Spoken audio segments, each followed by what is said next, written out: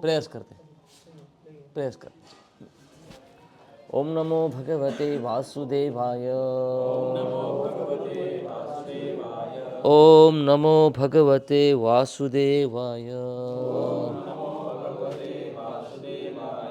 ओम नमो भगवते वासुदेवाय।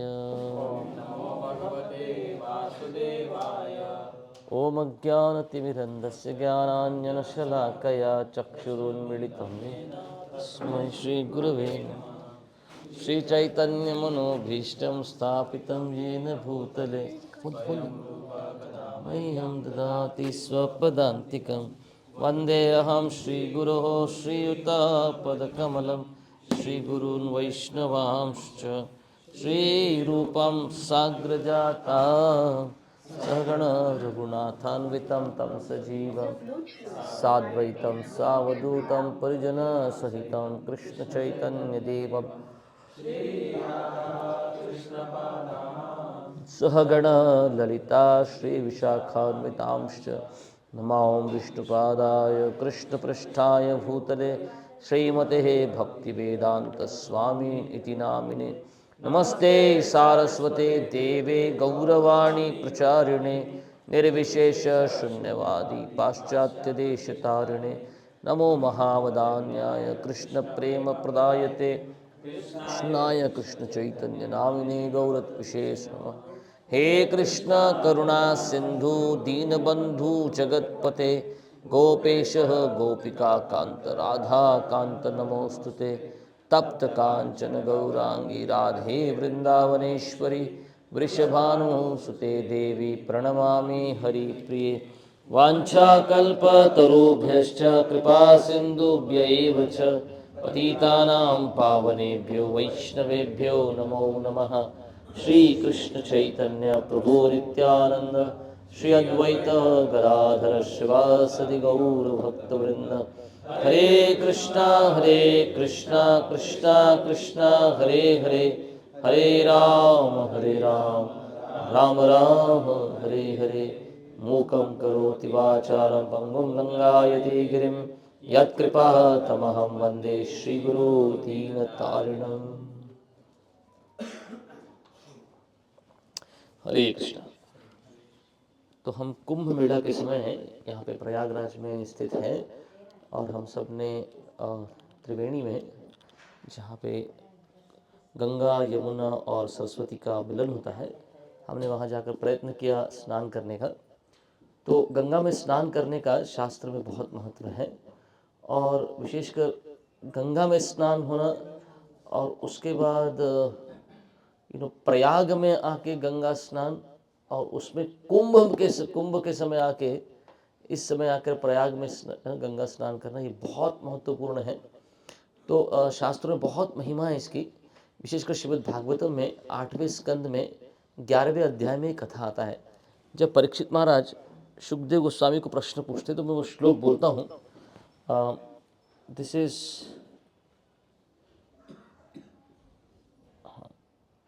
11वां और 12वां श्लोक है। श्री राजोवाच यथा भगवता ब्रह्मन् मथित क्षीरसागरः यदर्थं वा यतश्चाद्रिं दधार दध आराम क्या कह रहे दधार अम्बुचर आत्मना, कह रहे यथामृतम सुरै प्राप्तम किम च अन्यद अभवत् ततः एतद् भगवतः कर्म यदस्व परमाद्भुतम। वो कह रहे हैं राजा परीक्षित सुखदेव गोस्वामी कह रहे हैं, ओ ग्रेट ब्राह्मण, हे ब्राह्मण सुखदेव गोस्वामी, क्यों और कैसे भगवान विष्णु ने ये जो समुद्र का मंथन किया था, क्षीर सागर का मंथन हुआ था, ये कैसे कराया, क्या कारण था कि वो कच्छप अवतार लिए, क्या कारण था कि कच्छप अवतार लेके वो इस प्रकार मंदार पर्वत को उन्होंने उसको धारण किया। फिर उन्होंने पूछा कि देवताओं को ये अमृत कैसे प्राप्त हुआ और फिर पूछा कि कैसे बना। तो ये सारी इतनी सुंदर अद्भुत कथाएं हैं भगवान के साथ, आप इनका वर्णन मुझे कीजिए। तो अभी हम पूरे स्कंद को तो नहीं पढ़ पाएंगे, लेकिन इस कथा का थोड़ा सा निरूपण करने का प्रयत्न करेंगे और प्रयाग के बारे में कुछ चिंतन करेंगे। तो ये जो पूरा कथा है, ये कथा तो ब्रह्मा के एक दिन में 14 मनु होते हैं, 14 मनवंतर किसे 14 मनु होते हैं।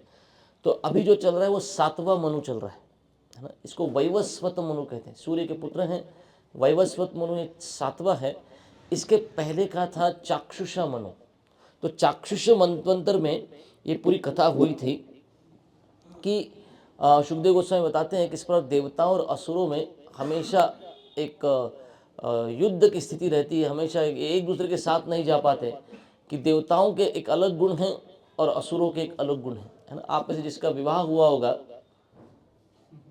है ना, तो क्या करते हैं, जो गण देखते, देवगण और असुरगण देखा जाता है। वो देवगण और असुरगण की शादी एक साथ नहीं करनी चाहिए। उसका विवाह साथ में हो जाता है, होने को विवाह हो जाएगा, लेकिन बाद में पता चलता है कि अरे किसी भी पॉइंट को लेके साथ में आते नहीं, है ना। इनका मिलाप होता क्यों नहीं, हर बात पे बहस क्यों होती है, हर बात पे ये लोग मुश्किल में क्यों पड़ जाते हैं। क्योंकि वो देवगण और असुरगण क्या होना चाहिए, वो देवगण और असुरगण एक साथ नहीं आ पाते।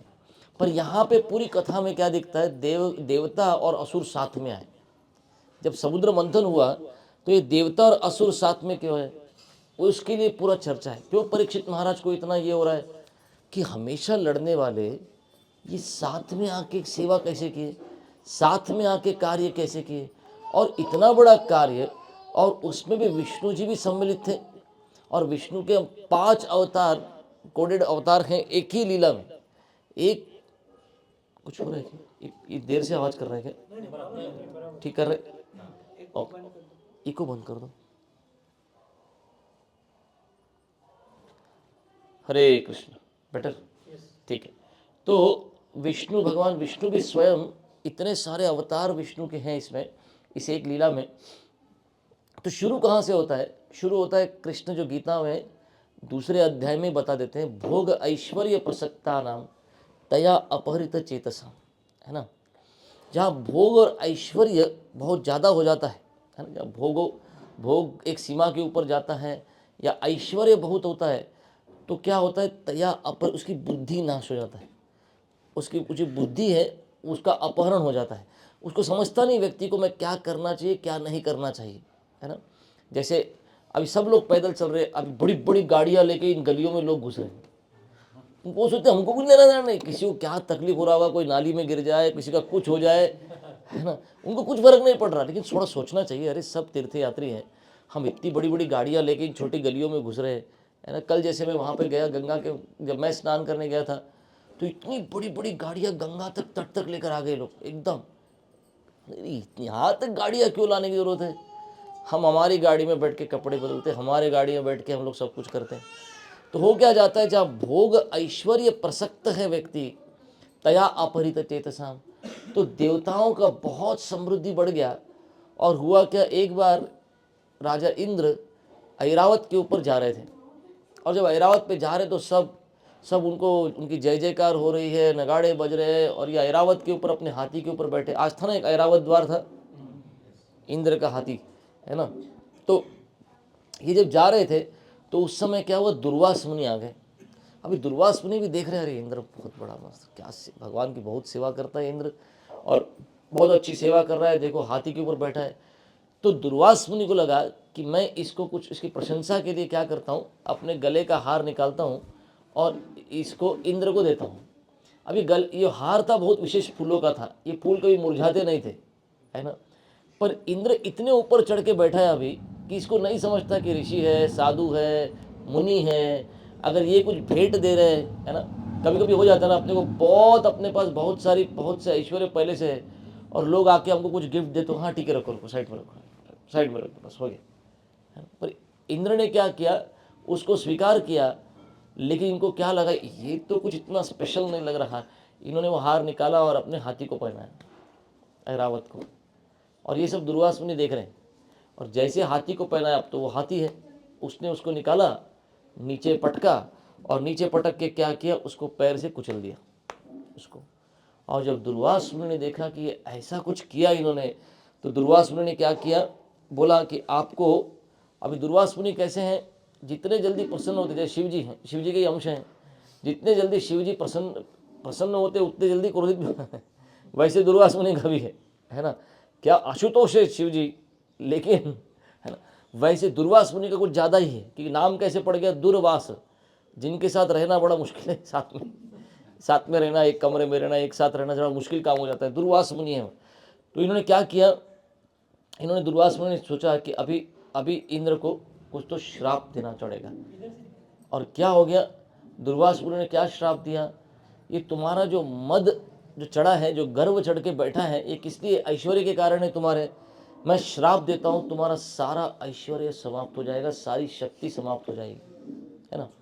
तो वो मद कैसे होता है, वो गर्व कैसे होता है, वो गुब्बारे के जैसा होता है, बहुत फूला हुआ दिखता है, कितना बड़ा है, लेकिन केवल एक छोटी सी पिन लगानी पड़ती है सब गया। वैसे ऐसे लगता है इतना बड़ा इंद्र हुआ कि एक श्राप, मुंह से कुछ तो निकला, श्राप ऋषि का मिला, सबका सब खत्म हो गया अचानक से, है ना। तो जैसे ही पता चला असुरों को समझा कि देवताओं का भी सारा शक्ति और समृद्धि खत्म हो गया, तो असुरों ने क्या किया, असुरों ने विचार किया चलो यही समय है, देवताओं पर अटैक करो, देवताओं पर आक्रमण करो। एक घमासान युद्ध हुआ। तो उस समय असुरों के राजा बलि महाराज थे। अभी देवताओं की शक्ति क्षीण हो गई थी, और असुरों ने क्या किया कि असुरों ने जब अटैक किया, देवताओं की शक्ति वैसे ही क्षीण हो गई, इनको समझ गया हम लोग ज़्यादा देर इसको हैंडल नहीं कर पाएंगे। इसलिए देवता क्या किए, भागते भागते भागते ब्रह्मा जी के पास पहुँचे। ब्रह्मा जी जो सुमेरु पर्वत पे के शिखर पर रहते हैं, ब्रह्मा जी ने क्या किया, जब देवताओं ने अपने परेशानी बताई, सब वर्णन किया, तो ब्रह्मा जी ने कहा कि इसका सोल्यूशन तो मेरे पास भी नहीं दिख रहा।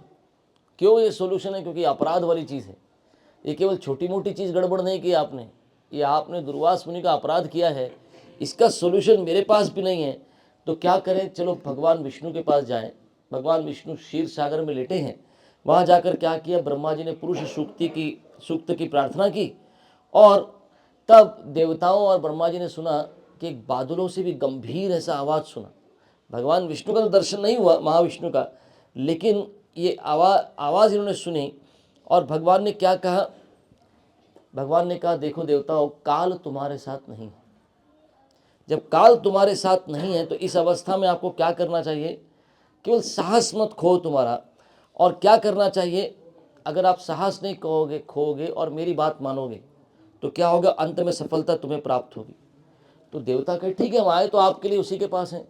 तो देवताओं को भगवान विष्णु ने कहा कि आपको अभी समझौता करना पड़ेगा।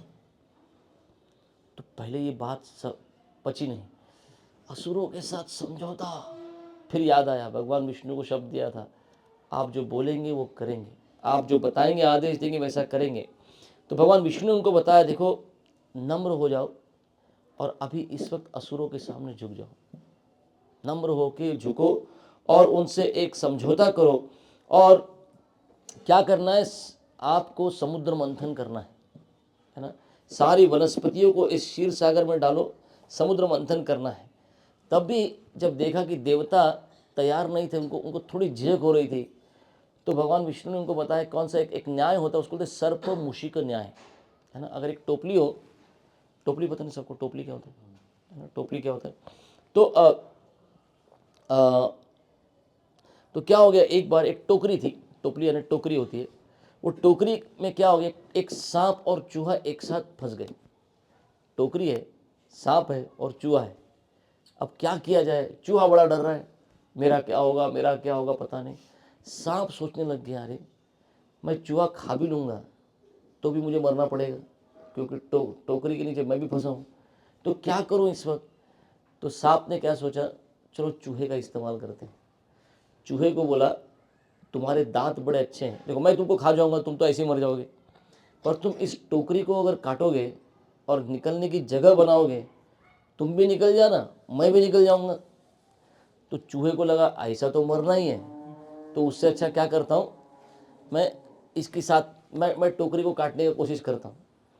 तो चूहे ने टोकरी काटी, टोकरी को थोड़ा छेद किया, और चूहा निकलने के पहले सांप ने चूहे को भी खा लिया और सांप निकल गया। तो इसको बोलते सर्प मूषिक न्याय। तो क्या बोला भगवान ने, देखो आपको इस वक्त असुरों के साथ क्या करना पड़ेगा, समझौता करना पड़ेगा। और इस समुद्र मंथन की तैयारी करनी होगी, है ना। तो समुद्र मंथन का जब तैयारी करना था तो और देवताओं को बताओ जाओ और बात करो और कहो कि जो समुद्र मंथन से अमृत निकलेगा ये अमृत आपको प्राप्त होगा। और भगवान विष्णु ने क्या बोला, मैं ऐसा कुछ करूंगा कि अमृत देवताओं आपको मिलेगा, पर आपको पहले सुलह करनी होगी। तो बड़ा अहंकार को ठेस पहुंचती है, ऐसा किसने बोल दिया कि आपको उनके साथ जाके सुलह करनी है जिनके साथ आपकी जमती नहीं, है ना। तो असुर भी तैयार हो गए। अब असुर क्यों तैयार हो गए? असुर तैयार हो गए अमृत के लिए। कितने लोग अमृत के लिए आए यहाँ पर आप बताओ? मैं ये नहीं कह रहा आप असुर है, मैं ऐसा नहीं बोल रहा हूँ, मुझे ऐसा नहीं बोलना है कि आप भी असुर है, अमृत की बूंद गिरी थी इसलिए आ गए आप लोग इधर। लेकिन बोलने का मतलब अमृत चाहिए, असुर भी तैयार हो गए। चलो देवताओं, तुम पर हमने जीत हासिल की थी, तुम हमसे छोटे हो, तब भी इक्वल लेवल पे आके खेलेंगे आपके साथ। क्या करने के लिए? अमृत चाहिए। तो इस पूरे पास टाइम में मेरा एक प्रश्न हमेशा रहता है कि हुआ क्या, अब ये दोनों तैयार हो गए, बोला चलो मंदराचल पर्वत उठाना है और उस मंदराचल पर्वत को उठाकर हमको क्षीर सागर में डालना है और उसका फिर मंथन करना है ना। तो एक एक चीज़ करनी थी। तो ये देवता और असुर सब मिलकर गए मंदराचल पर्वत उठाने के लिए। सोने का पर्वत है पूरा, उसको उठाया। इतना भारी था, कितने देवता असुर उसके नीचे कुचले गए, कितने कितने देवता असुर कुचल गए उसके नीचे। और उतने में क्या हुआ, जब इनको समझाने के लिए पर्वत उठाया था, गिर भी गया, अभी क्या करें। तो उन्होंने क्या किया, तो स्वयं भगवान विष्णु वहाँ पर आए गरुड़ पर सवार होकर। और भगवान विष्णु ने क्या किया बताया इन सबके सामने, केवल अपनी दृष्टि मात्र से जो मरे कुचले असुर देवता थे इन सबको जगा दिया, इन सबको जिंदा कर दिया वापस, है ना। और ये लोग बोले चलो फिर से हम लोग उठाने की कोशिश करते हैं। पर एक भी नहीं सोच रहा, हम इतनी मेहनत कर रहे हैं ये मंदराचल पर उठाने का, इसको करने का, लेकिन भगवान की दृष्टि मात्र से अगर अमृत प्राप्त हो गया तो ये सब क्यों करना है।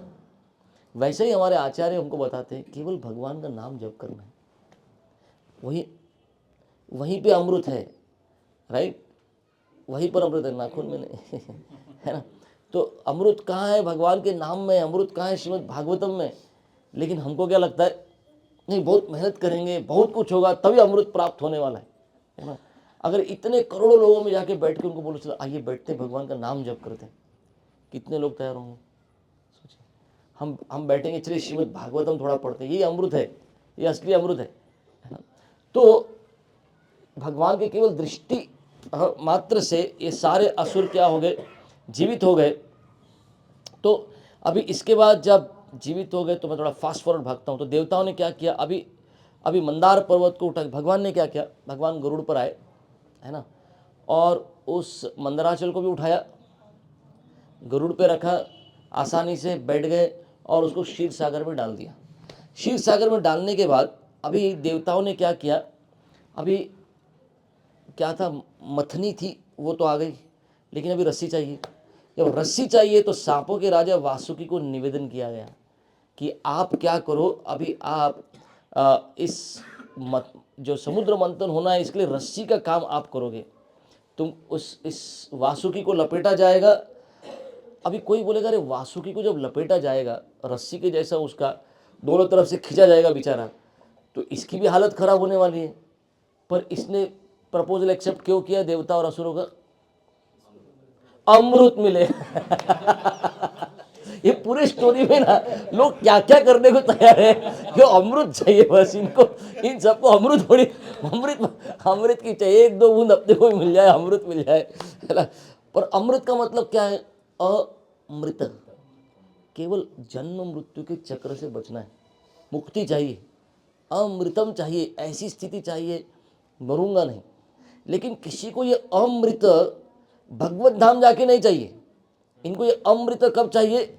इसी देह में, इसी जगत में रह के भोग चलता रहे, ये वाला अमृत चाहिए सबको।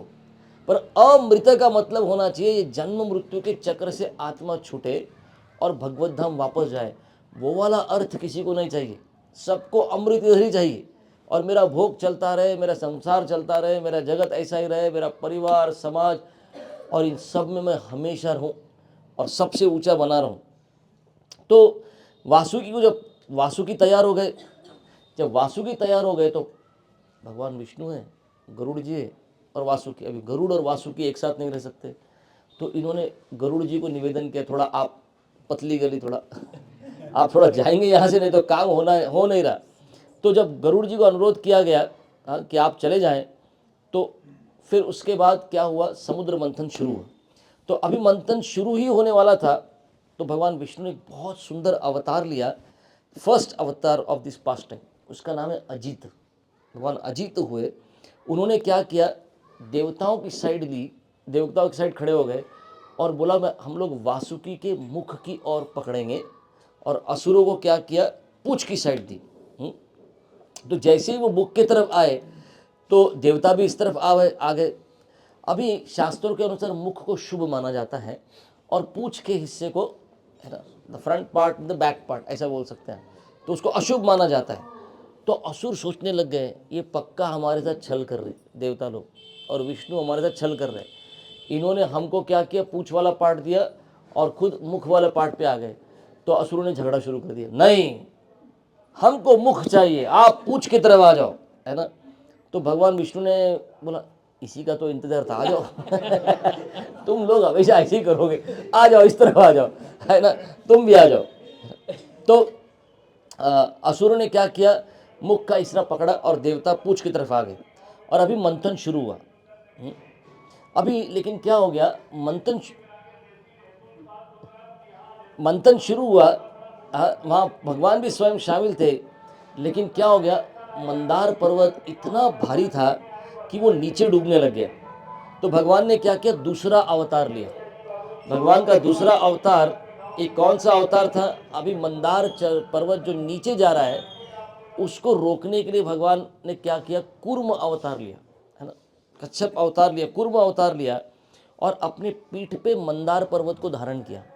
तो भागवतम में ऐसा वर्णन आता है कि कूर्म देव कैसे थे, कूर्म अवतार जो था भगवान विष्णु का, वो ऐसे थे कि मानो उनको वो आधी निद्रा में, और जब पर्वत इनके मंदार पर्वत इनके पीठ पर आया तो इनको कैसे, जो इतना भारी था, जो डूब रहा था, ये मंदार पर्वत इनके पीठ पर ऐसा लग रहा था मानो कोई खुजली कर रहा हो, है ना, कोई खुजली करे या मसाज करे। तो आज बहुत चले हैं सब लोग, कभी साल भर में भी इतना चलते होंगे कि पता नहीं, है ना। तो वैसे ही क्या हो गया, मंदार पर्वत अभी कूर्म देव के, कूर्म अवतार के पीठ के ऊपर, अभी जो मंथन था ये बहुत लंबे समय तक चलता रहा और कुछ हो नहीं रहा था। तो हुआ क्या, और ये मंदार पर्वत जो पीठ के ऊपर है ये हिल भी रहा था ना, जैसे बैलेंस नहीं हो रहा था। वो लट्टू होता है ना, लट्टू, वो लट्टू ऐसे अरे कब गिरेगा कब गिरेगा कब गिरेगा पता नहीं था। तो अभी भगवान ने क्या किया, एक और अवतार लिया। भगवान के इस अवतार ने जाके मंदार पर्वत के ऊपर बैठे, इनकी 1000 से ज़्यादा भुजाएं थी, और इसके बाद फिर मंथन शुरू हुआ।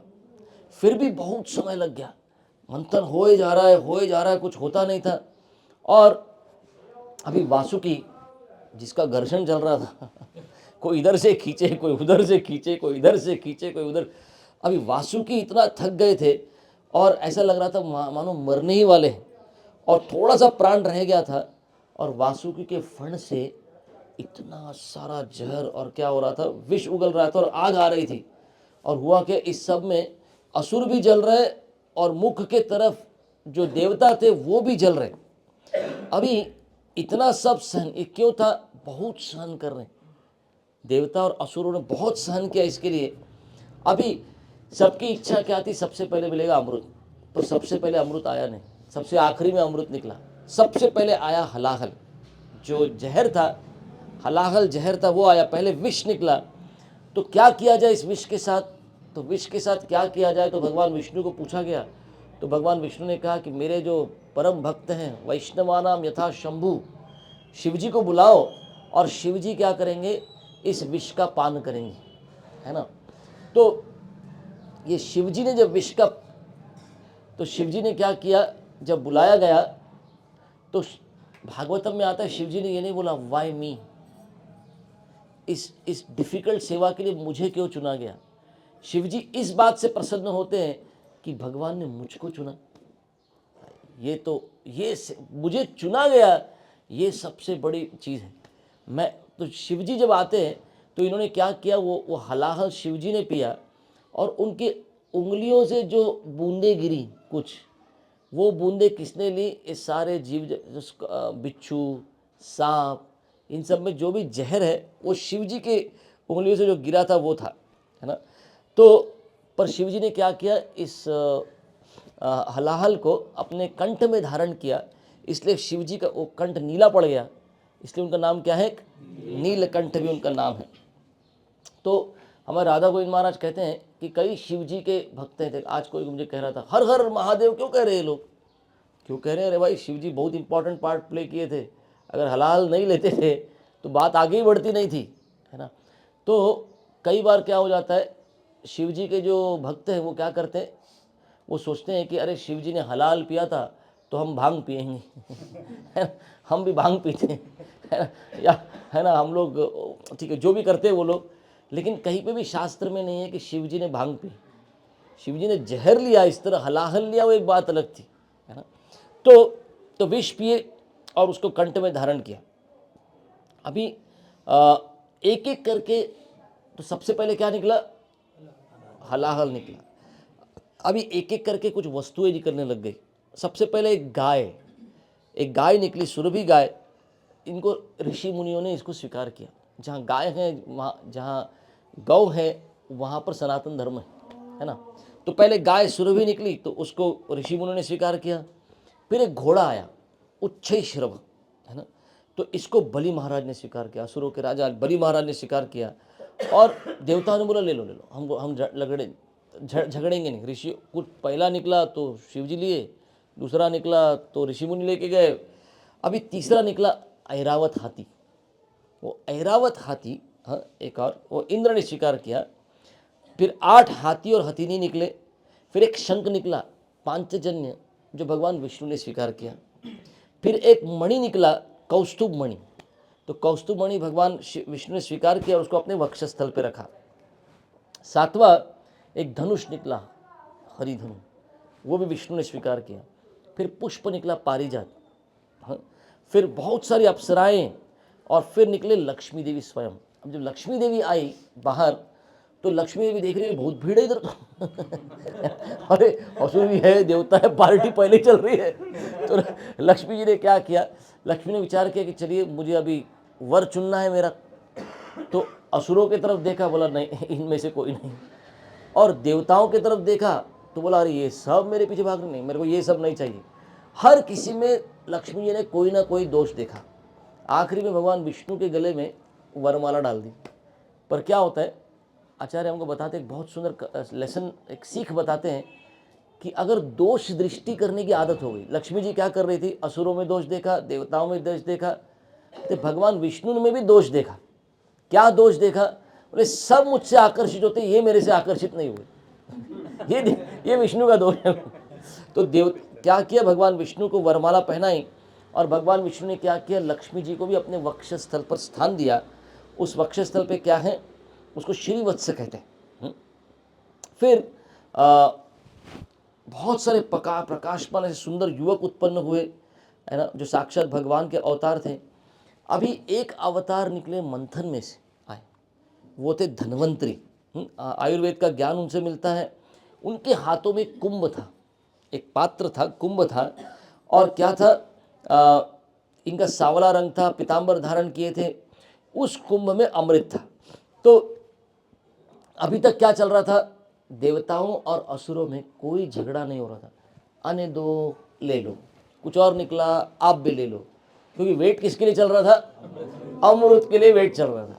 जैसे समझा कि धन्वंतरी जो अभी आए हैं, इनके हाथ में जो कुंभ है उसमें वो अमृत है, जितनी शांति थी सबकी सब अशांति। अब असुरों ने जो झगड़ा शुरू किया, असुरों ने क्या किया,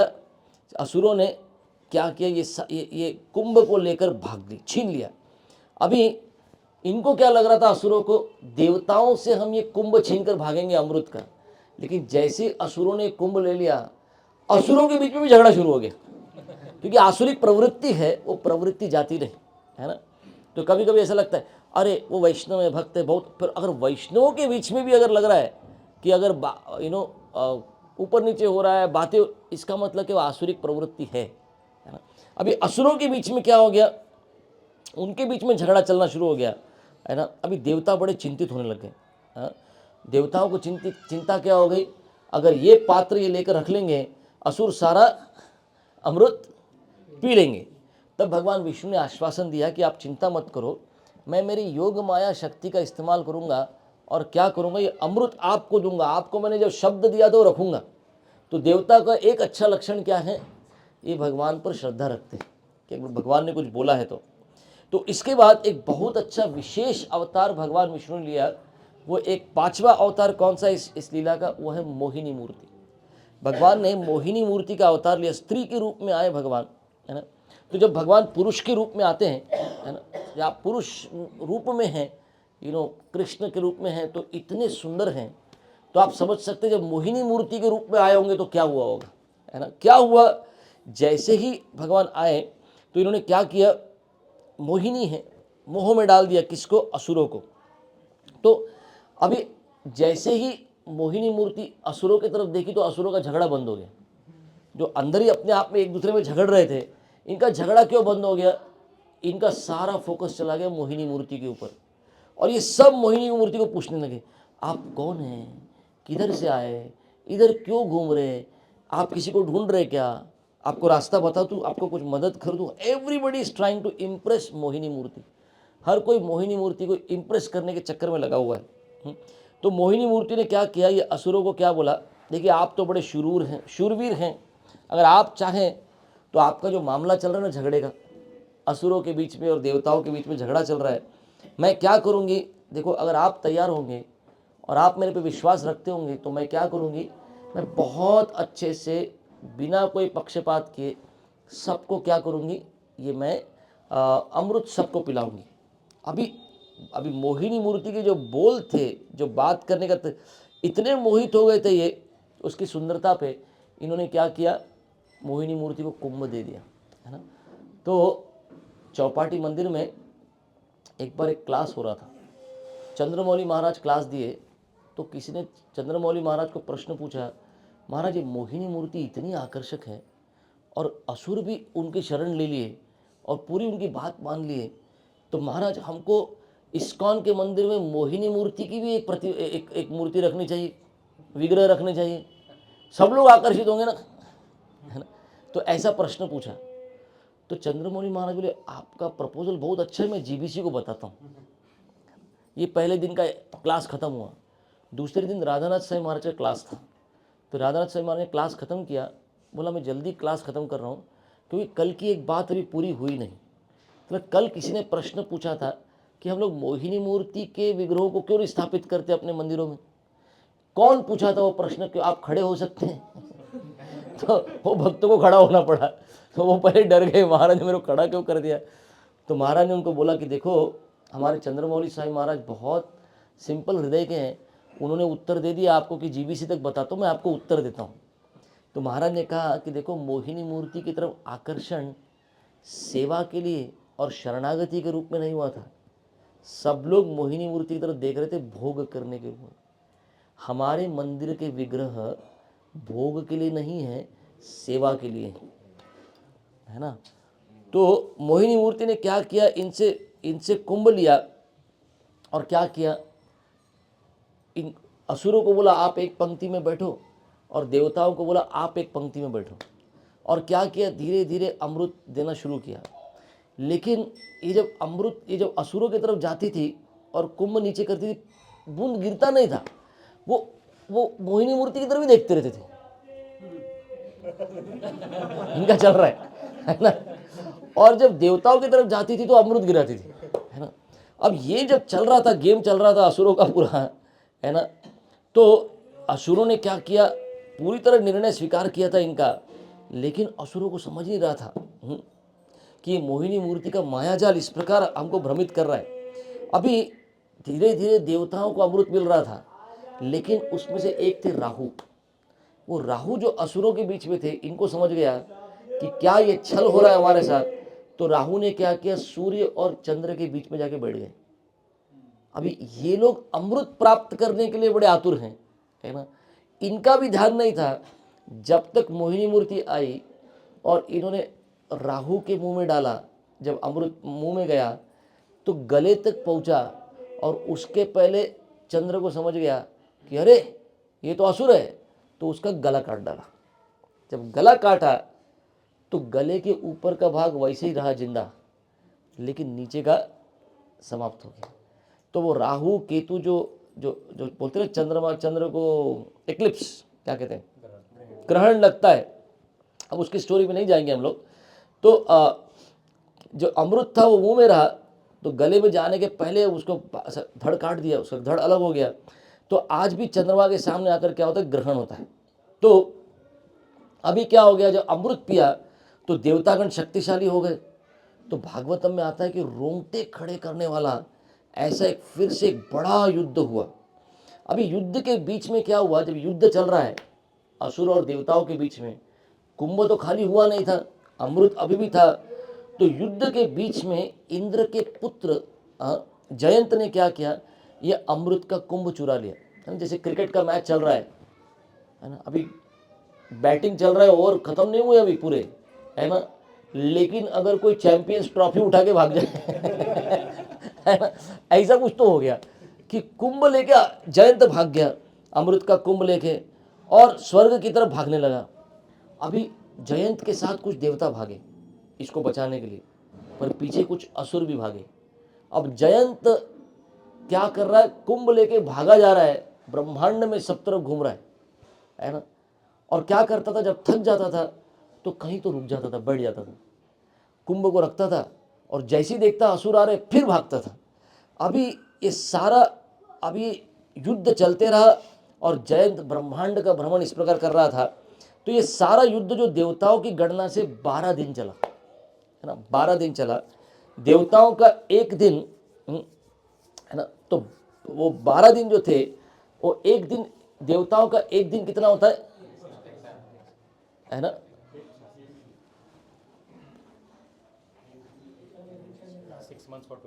हाँ, तो नहीं 12 दिन चला। तो देवताओं का एक दिन पृथ्वी का 1 साल होता है ना, पृथ्वी का 1 साल होता है। तो वैसे कितना हो गया, 12 साल बीत गए।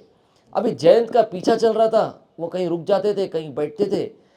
तो जहाँ पर भी कुंभ रखा उन्होंने, या अपने गाड़ी को ब्रेक लगाया तो कुंभ थोड़ा हिला, तो कुछ बूंदें गिरती थी। वो जो बूंदें गिरी पृथ्वी के ऊपर, इस मर्त्य लोक में जहाँ बूंदें गिरी वो 4 जगह गिरी।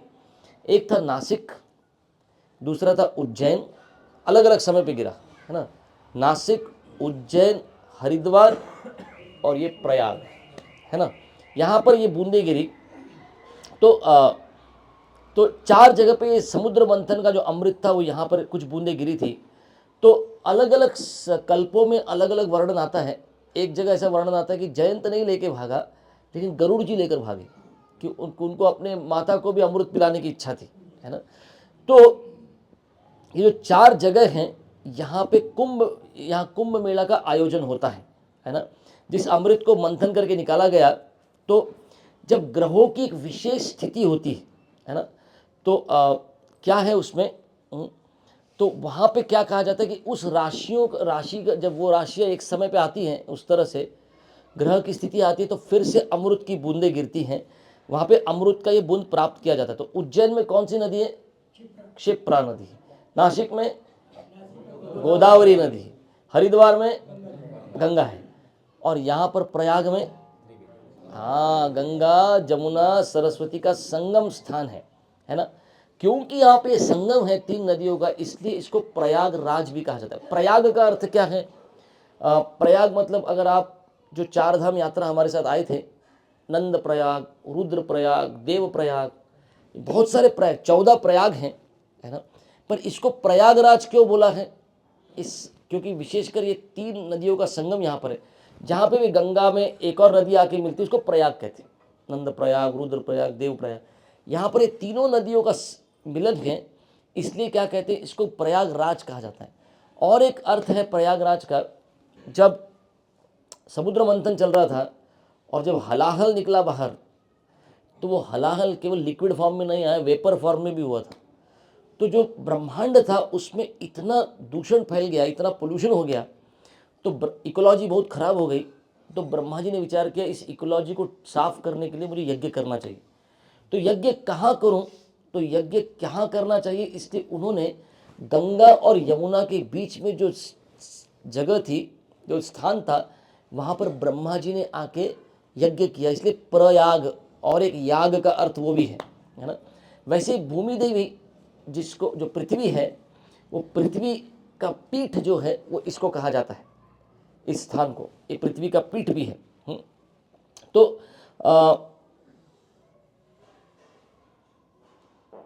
तो ये वेदी भी कहा जाता है इसको। यहाँ पे यज्ञ हुआ था। तो कुरुक्षेत्र, गया, विरजा, पुष्कर और प्रयाग, ये 5 वेदियाँ भी हैं।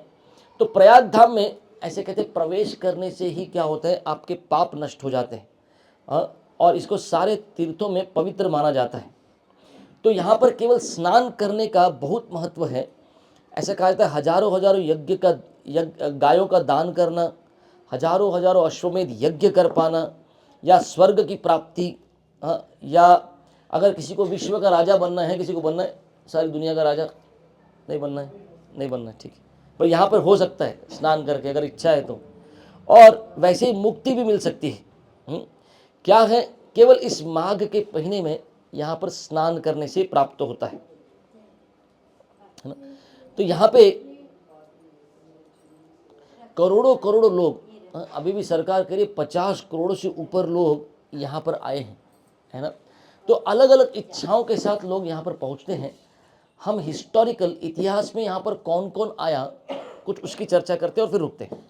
तो यहाँ पर इतिहास में अगर कहा जाए तो भगवान राम जब अयोध्या से राम, लक्ष्मण और सीता निकले थे तो सब यहाँ पर आए थे प्रयाग। यहाँ पे भारद्वाज मुनि का आश्रम था जहाँ पर वो रुके थे। यहाँ से ही भारद्वाज मुनि ने आगे उनको चित्रकूट भेजा कि आप चित्रकूट जाओ, और फिर चित्रकूट से पंचवटी गए, और फिर पंचवटी से फिर वो लंका का सब बाकी शुरू हुआ आखिरी। तो यहाँ पर बहुत समय बिताया उन्होंने। और लंका से लौटते समय जब पुष्पक विमान से आ रहे थे तो भगवान राम ने फिर से यहाँ पर नीचे उतारा पुष्प, भारद्वाज मुनि के आश्रम में फिर से रुके थे। तो भगवान राम स्वयं प्रयाग में यहाँ पर आए हैं। फिर द्वापर युग में बलराम जी, जब बलराम जी युद्ध में शामिल नहीं हुए थे और तीर्थ यात्रा करने गए थे, तो बलराम जी ने नैमिषारण्य में रोमहर्षण का उद्धार किया, जो भागवत में कथा है, रोमहर्षण के उद्धार की। फिर सरयू नदी के तट पर चलते चलते ये प्रयाग बलराम जी ऐसे आए थे, सरयू नदी से होके प्रयाग पहुँचे थे, यहाँ पर स्नान किया। 5 पांडव जब अपने जंगल के वास में और अज्ञातवास में, जंगल के वास में यहाँ पर आए थे। स्वयं नित्यानंद प्रभु भी यहाँ पर प्रयाग में आए हैं।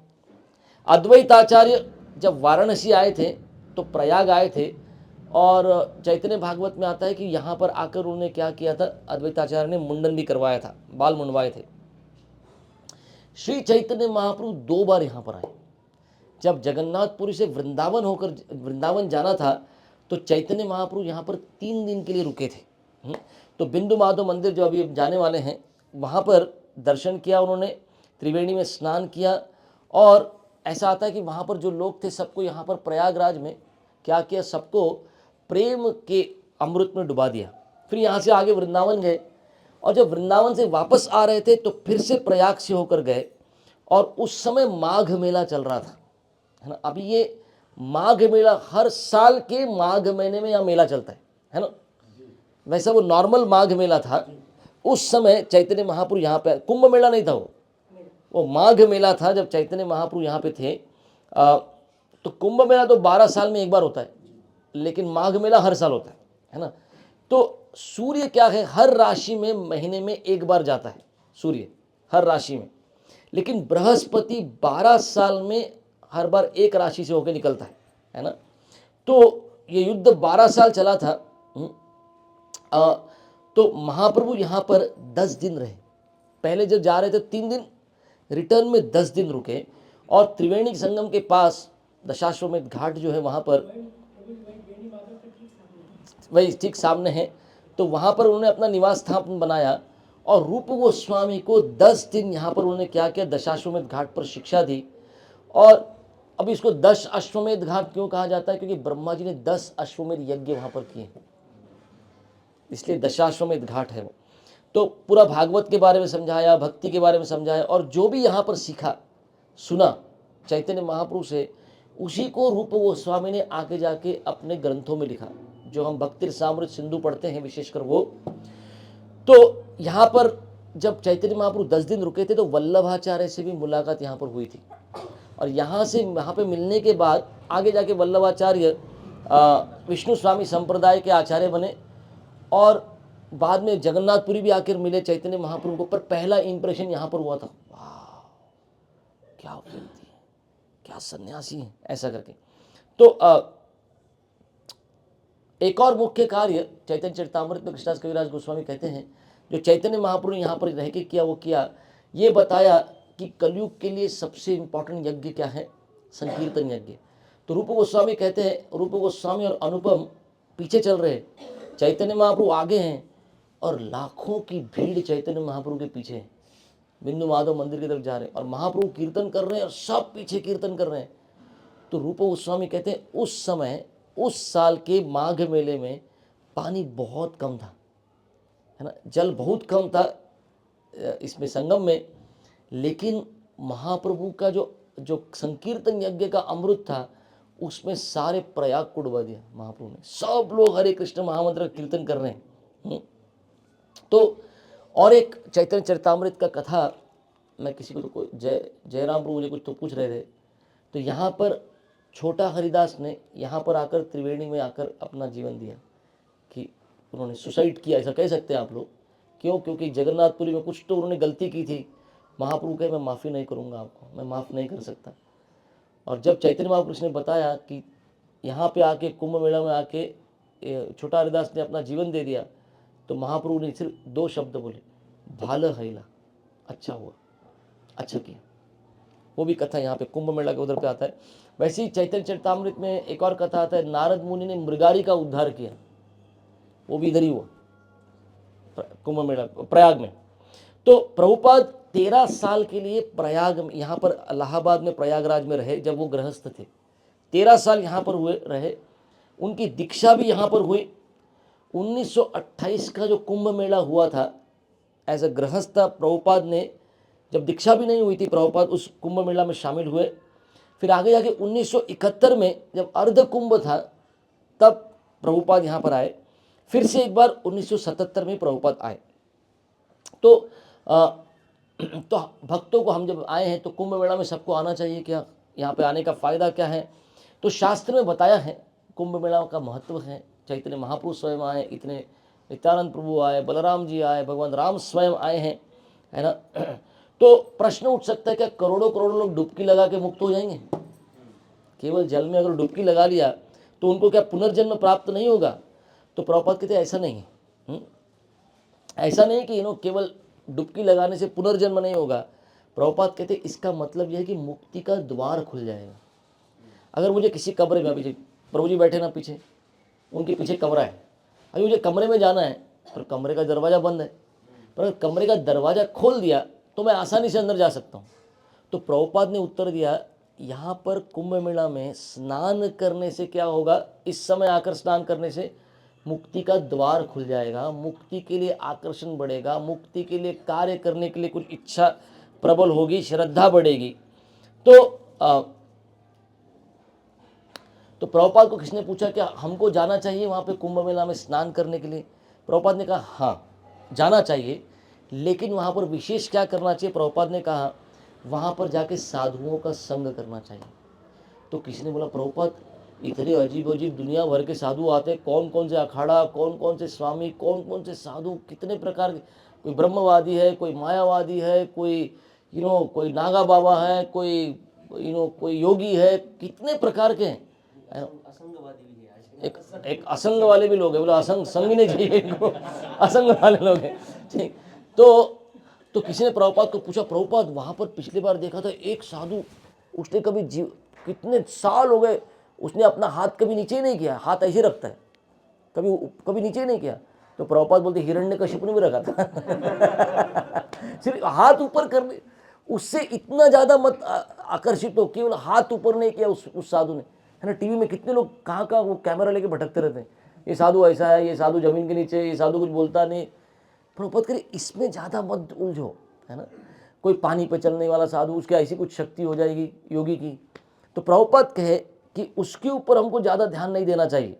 हमको क्या करना चाहिए, वहाँ जाकर अगर किसी साधुओं का संग कर सकते हैं, है ना, अगर उनसे कुछ श्रवण कर सकते हैं, है ना, और फिर हमारी भक्ति में और अगर तगड़ा हो सकते, फिर कुंभ मेला जाने का कुछ फ़ायदा है ना।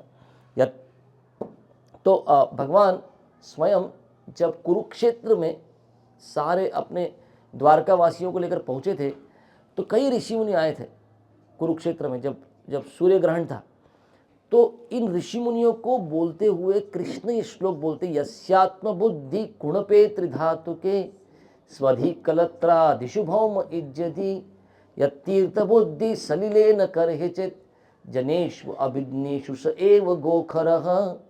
कृष्ण कहते हैं कि अगर कोई सोचता है कि मैं क्या हूँ, मैं ये शरीर हूँ जो 3 धातुओं से बना है, कफ वात पित्त, या कोई सोचता है कि मेरी जो जन्मभूमि है वो क्या है, ये वर्शिपेबल, जन्मभूमि पूजनीय है, अगर ऐसा कोई सोचता है, यस्यात्म बुद्धि कुणपे त्रिधातु के स्वधि कलत्रा दिशु भौम इज्जति, है ना, और उसका क्या है, मैं और मेरा क्या, मैं और मेरा परिवार, यही चल रहा है।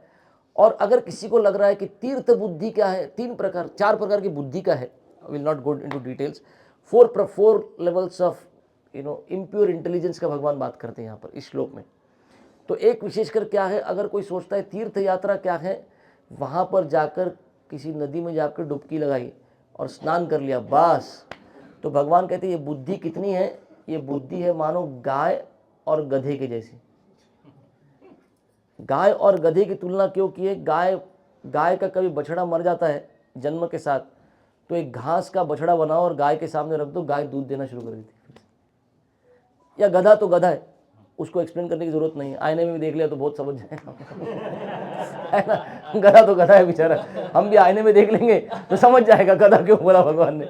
तो गाय और गधे के साथ भगवान को तुलना करते हैं। तो प्रभुपाद एक लेक्चर में ये श्लोक बोलते हैं और बोलते हैं देखो कलकत्ता में गंगा बहती, कलकत्ता के पास आती है गंगा, एकदम से पानीहट्टी के पास, लेकिन कलकत्ता वाले हरिद्वार जाएंगे नहाने को, गंगा स्नान करने को, तो ये नहीं, ये गंगा नहीं है, वो गंगा है। तो ये देखो गाय और गधे की बुद्धि है इनकी, ये गंगा में इस प्रकार भेद करते हैं, है ना। तो प्रभुपाद के तीर्थ यात्रा का असली मतलब क्या है, तीर्थ यात्रा का असली मतलब है अगर साधुओं के मुख से अगर हम वहाँ भगवान के गुणगान का श्रवण करें, या तो हमको कोई सेवा है ना, हमारे गुरुजनों ने हमको कुछ सेवा दी है, कुछ संकीर्तन करना है, कुछ प्रसाद वितरण करना है, तो यहाँ पर आकर रहना ठीक है। वरना टेंट लगाकर कल्पवास कह के 1 महीना लोग रह रहे हैं, रोज जाके सुबह शाम स्नान करके वापस आ रहे हैं, यहीं पर रहेंगे 1 महीना, लेकिन अगर साधुओं के मुख से श्रवण नहीं करेंगे ना, 1 इंच भी आध्यात्मिकता में आगे बढ़ने वाले नहीं है। वहीं रह के झगड़े करेंगे, है ना, बात करेंगे कि देवताओं और असुरों में युद्ध हुआ और ये असुरों के जैसे युद्ध करेंगे यहीं पे एक दूसरे के साथ, है ना। तो हमको मुक्ति चाहिए क्या, नहीं, हमको मुक्ति नहीं चाहिए, हम यहाँ मुक्ति मांगने को नहीं आए। श्री चैतन्य महाप्रभु करें मम जन्मनी ईश्वर है, आप अगर जन्म भी देना है तो दे दो भगवान, पर क्या चाहिए मुझे, भवतात भक्तिर अहेतुकी त्वयि, आपकी अहेतुकी भक्ति मुझे प्राप्त हो, ये मिलना चाहिए। अगर कुछ प्रार्थना करनी है तो भगवान के नामामृत जो है, वो नाम के अमृत को हम चख सकें, ये वाली प्रार्थना करनी चाहिए, है ना। या जो अमृत स्थान है भगवत धाम, उसके लिए भी प्रार्थना कर सकते हैं। प्रभुपाद हर तात्पर्य में, हर लेक्चर में कहते हैं our goal is to go back home, back to godhead. तो अमृत नाम, अमृत स्थान, है ना, और वैसे भागवत भी अमृत है, इस भागवत का भी रस हमको पान करने की इच्छा होनी चाहिए। तो कितना हम सेवा कर सकते हैं यहाँ पर आकर, कितना प्रचार कार्य कर सकते हैं, वैसे यहाँ पर आना बहुत अच्छा है। वरना केवल नहाने के लिए, स्नान करने के लिए आना ये सोच कर कि हम पैसा है हमारे पास, हम खर्च करके पहुंच गए, हम यहाँ पर आ गए, उसके लिए आना कुछ फ़ायदा नहीं। कितने आए, करोड़ों करोड़ों स्नान करके जाएंगे, फ़ायदा इतना ही है कि प्रयाग में आए, है ना। अगर ये जगह है, टाइम प्लेस एंड सर्कमस्टेंस बहुत बहुत इम्पोर्टेंट होता है। अगर आप उस समय सही समय पे, जब सेल चल रहा था उसी समय पहुंच गए, बोला अरे अपने पास तो 100 रुपये थे, चीज़ थी 200 रुपये की, लेकिन सेल का ही टाइम पहुंच गया, मिल गई 100 रुपये मिल गई वो चीज़। आप सही समय पर, आपके पास था भी नहीं देने के लिए उतना पैसा, लेकिन आप लेकर आ गए। वैसा ही ये समय बहुत इंपॉर्टेंट है ना। तो कुंभ मेला में इस समय आना बहुत अच्छा है, लेकिन आना किस लिए चाहिए? अगर हमको देखना चाहिए कि कुछ सेवा है क्या, या कृष्ण कथा सुनने के लिए, या ये तो सोच के आना चाहिए कि मैंने क्या प्रार्थना की, यहाँ से मैं वापस क्या लेके जा रहा हूँ। यहाँ से लेकर जाना चाहिए कि कितना हम भगवान की भक्ति में, भगवान के नाम जप में, भगवान के कीर्तन में, भगवान की सेवा पूजा में केवल अमृत मैं मेरे पास नहीं रखूं, ये कृष्ण कथा का अमृत, ये कृष्ण के नाम का अमृत हम कितनों में बांट पाएं, है ना। इस अमृत को स्वीकार करो और इसी अमृत को जाके सबको बांटो, है ना। वरना चाय के नाम के अमृत तुल्य दुकान भी बहुत सारे हैं पुणे में, वो चाय को भी अमृत तुल्य बोलते हैं, वो चाय बांटना, वो अमृत नहीं है ना। और दुनिया भर की गंदगी एक दूसरे को बांट रहे हैं लोग। पर असली अमृत क्या है, यहाँ से क्या लेके जाना चाहिए? भगवान के नाम का अमृत, उसका टेस्ट, उसके लिए प्रार्थना करनी चाहिए। तो श्रील प्रभुपाद अपने भक्तों के साथ, अपने शिष्यों के साथ अक्सर प्रयत्न करते थे। प्रभुपाद की इच्छा थी कि किस प्रकार यहाँ पर आकर इस्कॉन प्रचार करें, और यहाँ पर आना और रहना, यहाँ पर अपना एक स्टॉल होना। प्रभुपाद कहते you will be counted amongst authentic people. Prabhupada कहते, राइट, कि आपको, विशेषकर जब प्रभुपाद ने शुरू किया इस्कॉन को, तो सब लोग क्या कहते थे, है ना। प्रभु जी भी बता रहे थे, जब वो बम्बई में रहते थे उन ज़माने में, 1974 में, है ना, 1974 में प्रभु जी कल परसों के दिन प्रसाद का मुझे बता रहे थे, सब लोग बोलते थे विदेशियों का संस्था है, ये विदेशी लोग करते हैं सब कुछ, है ना, है ना। है ना। तो प्रभु जी बम्बई में रहे हैं 60 साल, वहीं पे जन्म भी वहीं है, जन्म यहाँ का 8 साल से तब तक वहीं पर। 2010 में प्रभु जी यहाँ पर आए हैं, प्रयाग में शिफ्ट हुए, घर बना के यहाँ पर रह रहे हैं, लेकिन पूरा जीवन बम्बई में गया। तो प्रभुपाद कहते हैं कि हर कोई कहता है ये विदेशी है, but the more we go to Kumbh Mela, वहाँ पर जाके अगर स्टॉल होगा, हम प्रचार करेंगे, हम कीर्तन करेंगे, तो प्रभुपाद अपने विदेशी भक्तों को विशेष करके मृदंग करताल लेकर दिन भर, सोचिए यहाँ पर हमको जाके आने में मुश्किल हो रहा है, ये विदेशी भक्त उस ज़माने में इतना भी अरेंजमेंट नहीं होगा, सोचो, और इतने ही लोग उस समय भी आते होंगे, है ना। और उस समय प्रभुपाद के शिष्य मृदंग करताल, प्रभु जी माता जी लेके दिन में 4 घंटा और शाम को 4 घंटा, सोचिए। और इस मेले में प्रभुपाद ने आकर, मैं फिर से उसी बात को रिपीट कर रहा हूँ, प्रभुपाद ने क्या किया, देखा कि भक्त लोग सुबह मॉर्निंग प्रोग्राम को नहीं उठ रहे, और प्रभुपाद ने क्या किया, बोला क्यों नहीं आ रहे सब लोग? प्रभुपाद इतने थक जाते हैं डिवोटीज रोज, और इतनी ठंडी है यहाँ पर सुबह सुबह। प्रभुपाद अपने टेंट के बाहर निकले, और हैंडपम्प था, उस हैंडपम्प के ठंडे पानी से प्रभुपाद ने स्नान किया, और प्रभुपाद मॉर्निंग प्रोग्राम के लिए पहुँचे, और बोला अगर इस उम्र में, इस बीमारी की अवस्था में मैं मॉर्निंग प्रोग्राम नहीं मिस कर रहा, आप लोग कारण नहीं दे सकते, आपको मॉर्निंग में उठना ही चाहिए। ये भी जो हम लोग उड़पी में डिस्कस कर रहे थे ना, कितना मॉर्निंग प्रोग्राम के लिए प्रभुपाद का था, आप किसके शिष्य हैं बताओ, मैंने आपको आदेश दिया कि ये आपको करना चाहिए। यहाँ पे कुंभ मेला में आकर भी प्रभुपाद अब थोड़ा सा जाकर आ गए तो खास रहे, है ना। थक गए हम लोग, है ना, थकावट हो रही है, दोनों एक ही घर के, दोनों खास रहे, है ना। थोड़े से में हमको हो गया। प्रभुपाद के शिष्य अमेरिका से आए थे, सोचिए, उनको प्रभुपाद इस तरह लेकर जाते थे प्रचार करना। प्रभुपाद ने एस्टैब्लिश करने में इतना मेहनत किया है प्रभुपाद ने और प्रभुपाद के शिष्यों ने। हमको ये लगना चाहिए कि यहाँ पर आकर हम क्या लेकर जाते हैं यहाँ से, कि प्रभुपाद के लिए हम क्या सेवा कर पाए। बहुत बहुत धन्यवाद। श्रीमद् भागवत महापुराण की जय, श्रील प्रभुपाद की जय, हिताय गौर प्रेमानंदे हरि हरि।